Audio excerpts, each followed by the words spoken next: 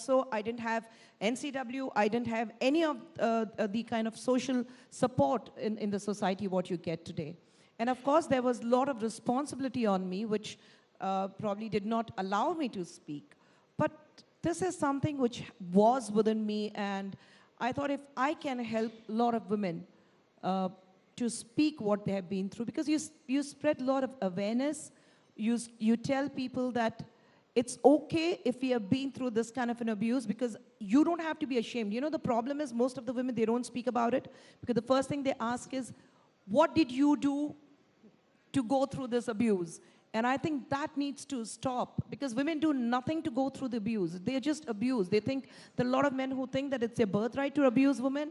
They think that it's perfectly fine to abuse women, and they think it's my patriarchy mindset where I'm going to abuse women. You're a woman, so you have to be under me, and I'm going to abuse you. And I think it's very important for women to stand up against the abuse they've been through and say, I'm not ashamed for what I went through. I want to shame the person who has done this to me, and that is what is important.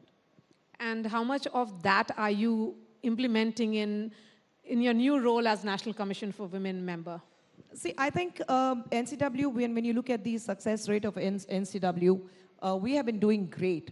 And in fact, you know, what I go through when I go through the history of NCW, I've just assumed the office. But when you go through it, I think in 2021, we had the maximum number of cases in like almost 27,000 cases we had. And out of which 7,000 cases were about right to live with dignity. So I really like that. And of course, then you had the maximum number of the second top rated cases were about domestic violence. But then when you talk about people who have been fighting for the right to live with dignity, it also means that they were fighting against for a clause where it says that even if you are emotionally abused. So, I mean, you see the number of cases where women are coming forward and they're filing cases. So I think it's great. It's great to be part of NCW, because it gives you a larger platform to understand the problem. And you think that my problem is the biggest problem? No, it's not. My problem is probably a dot when it comes to the huge line of problems women have been still facing globally. So I think it has to start. Kehte hain na ki to draw a line, you had to start with a dot. So let this be a dot and let us start drawing a line. So शुरुआत हो गई है. बिल्कुल, और शुरुआत बिल्कुल सही हो रही है.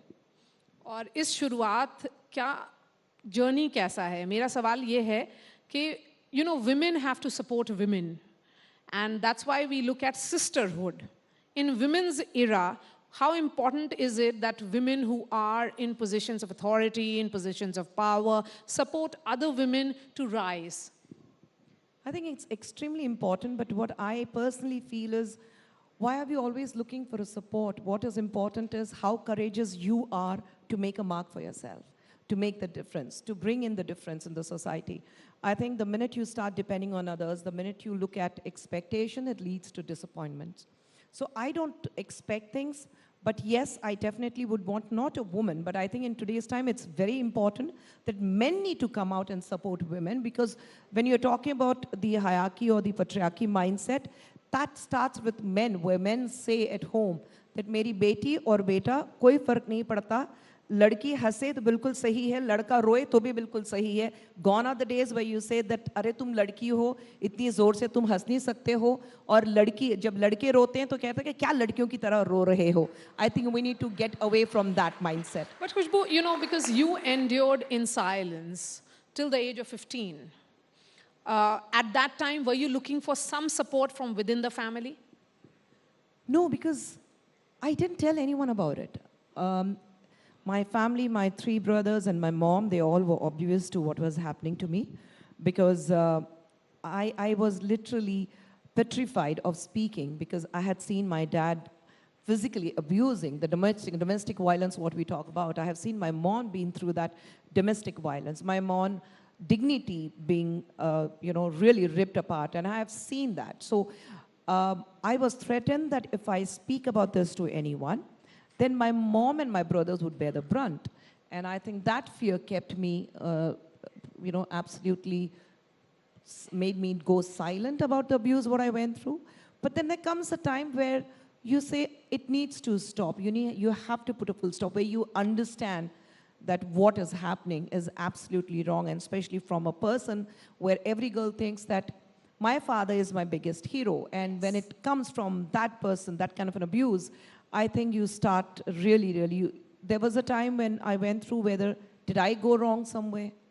But then you come at the age of 15, you realize that it wasn't my fault. It's just that some men are built and made that way.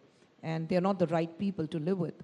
And I wanted my mom also to stand up and say that enough. I'm not going to tolerate this man with physical abuse and domestic violence, and where my dignity is actually broken every day. So that's when I spoke to my mom about it, and she stood by me. And what about the rest of the family? Your brother?